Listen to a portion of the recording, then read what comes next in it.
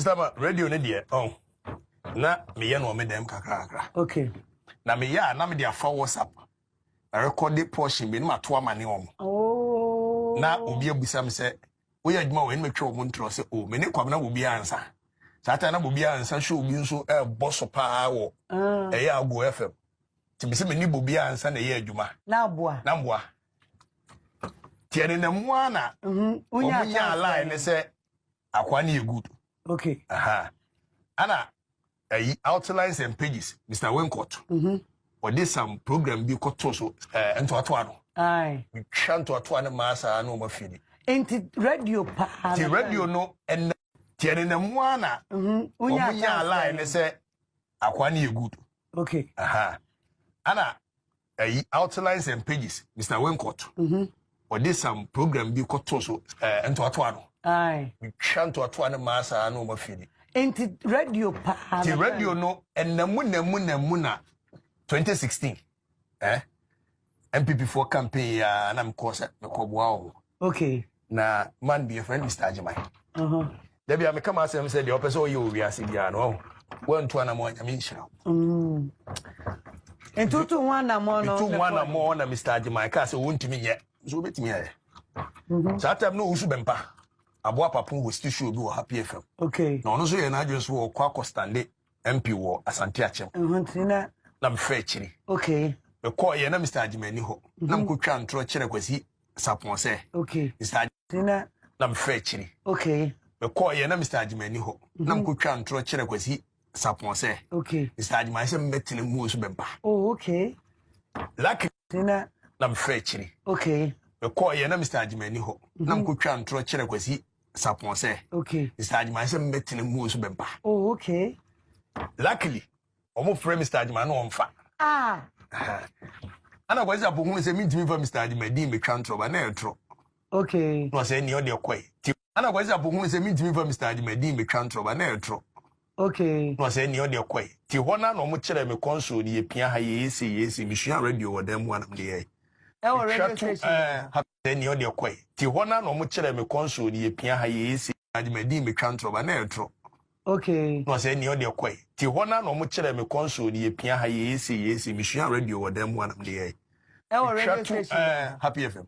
Maybe out na. Aye me twa to manwumre na Mr. Ajima say ah wona na ato me say aye. Ose ochina sabra.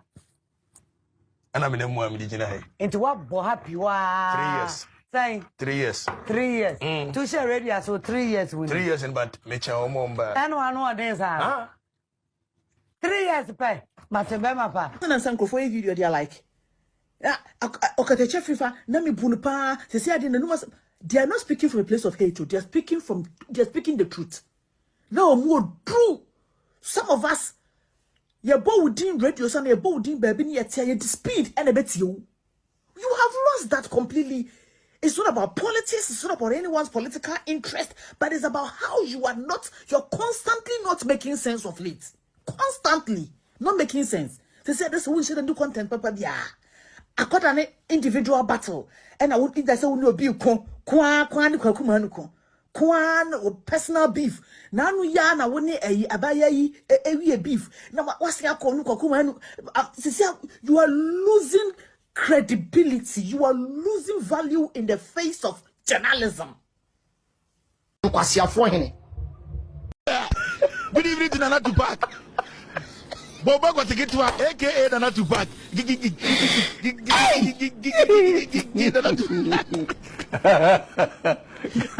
You go.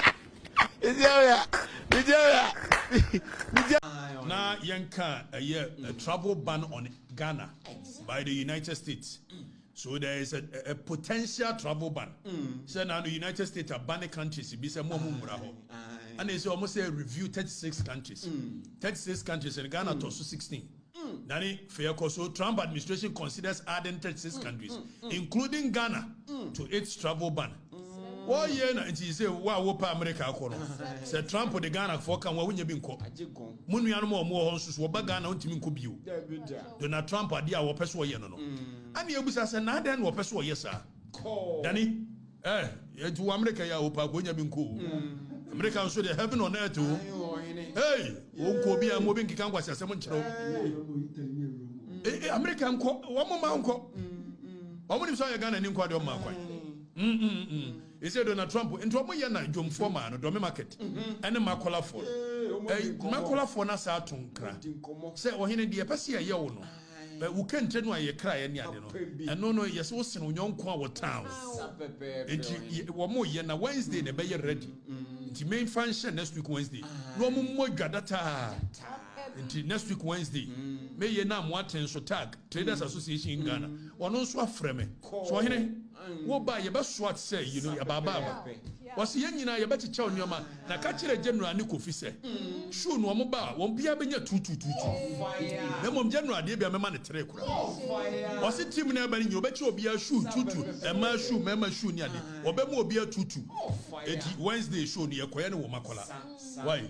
You come almost like on my journey. Makola for man, make on my journey. No, almost we about some on your money, and dear sir. Tiagia near the Abre Street for Eti travel ban nebeba. Near say the bay at the sea. Na ya wahana Donald Trump kokan simbi. Hey, na fe mami omoko. Dani Fatoso. Na mami omoko de truth say. Ghana is considering. We will also Donald Trump better yanka. Hey, kokan beka ye. Mami. At the right time, we will take action.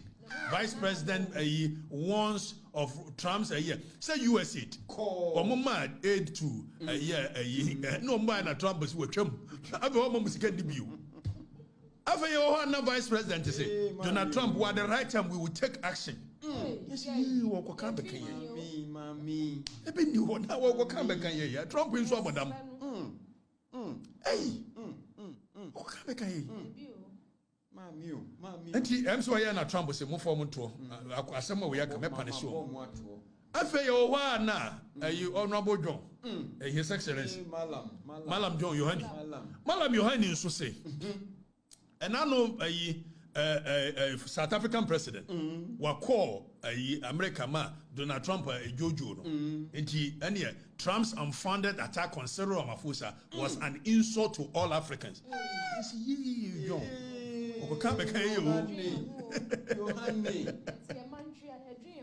Yohane ne mami o. General. Yo ekeka bani o. Ya be bane Ghana fo bi antimi kwa America. Enti omo ye no. Ana ya sako wie se. So no obi wo diplomatic relations. You don't get hostile to yes anyone. Me baba ka kire msa ade na okuje to abla kwa ye no.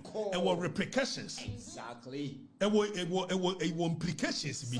So ultimate sorry na wa close wo embassy say because enkrofo ye adwuma ho no MPP 40 ye pay enkrofo akohye it's matum ma shut it down on the orders of Amatela ma shut it down. We don't do that in diplomatic circles. Precisely. The moment you shut down your embassy, it is a hostile relationship you have with the hosting nation. So the so what Europe and America was in this Kadiaba Ghana they send with money transfer no and American for a day amount. Send network ben no use wait me a day ascend it. So we send a day a good mobile money wallet and as a bank account so a day many per chrono wait to me a day ascend it. Now I was any just say first transaction no ubenya a $20 free. The answer be using a promo code JSXM2 and a screen so offer or first transaction ubenya a $20 free. Meeting the Atre Bruni. Yalan Media Ghana.